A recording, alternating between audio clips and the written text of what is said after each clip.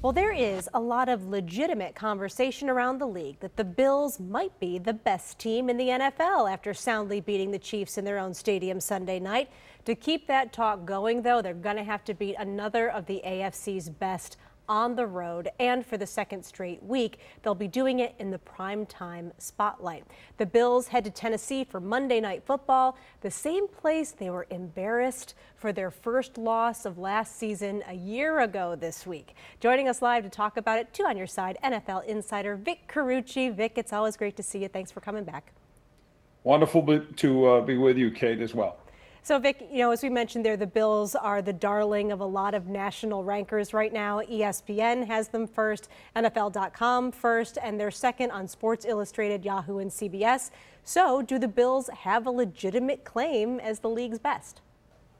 Well, let me preface this by saying I vote for the Associated Press National Top 32 media panel, and the Bills got my vote. They've actually gotten it the last 2 weeks, and this week I had 5 others who joined me in voting for them. The Arizona Cardinals also got 6 votes, so they're tied for first in that particular poll. So yes, I firmly believe they merit that top spot.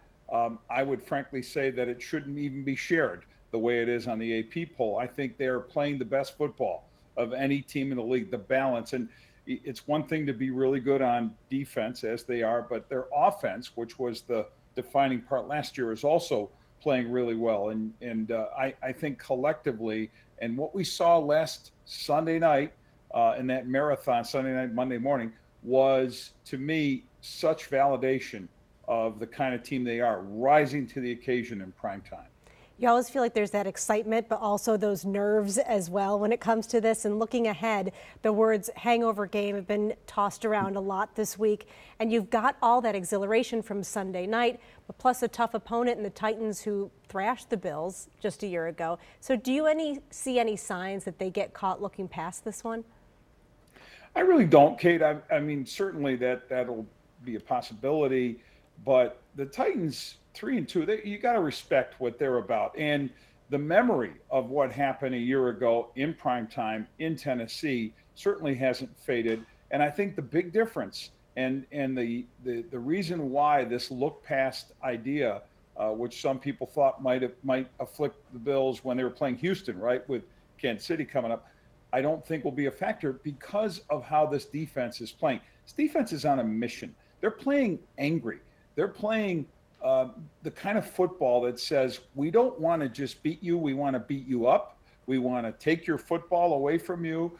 We want to humiliate you. And those are all, I know in real life terms, life lessons for kids. We don't want that so much. So I just want to caution those viewers. What I'm saying is only applicable to the NFL. And because that's good when NFL teams do that. Did I do okay there? Yeah, you did, because I was thinking to myself, I kind of want a T-shirt that says, I don't just want to beat you, I want to beat you up. But, maybe not the best idea. You're right. The moms and teachers are saying, you know what, Vic, stop. Yeah, okay, right. Sorry. How dare you?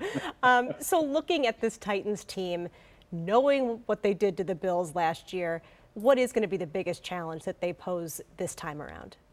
Yeah, they pose challenges. So you have to start with the fact that they've got in Derrick Henry, one of the best running back. Let's call him the best running back in the league. Big, powerful, fast, everything you could want. He's gifted that way, and he runs over people. I mean, he's that kind of back, and he can do that to the Bills. He's capable of doing it. He's done it in the past. So that's problem one.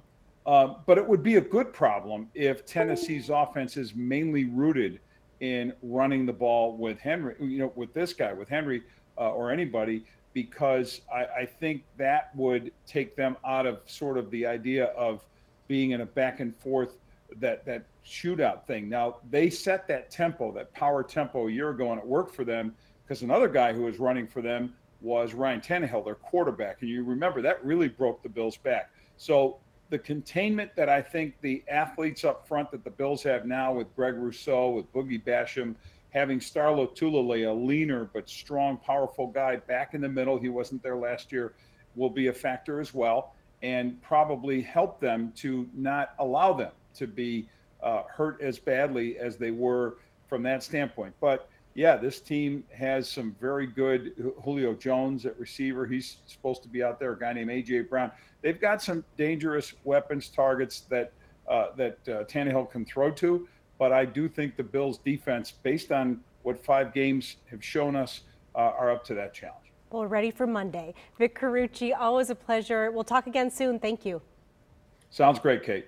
And that is going to do it for today's Town Hall. You know, if you have a question or a comment, here's the number, 716-849-2220. That's our text line. We'd love to hear from you.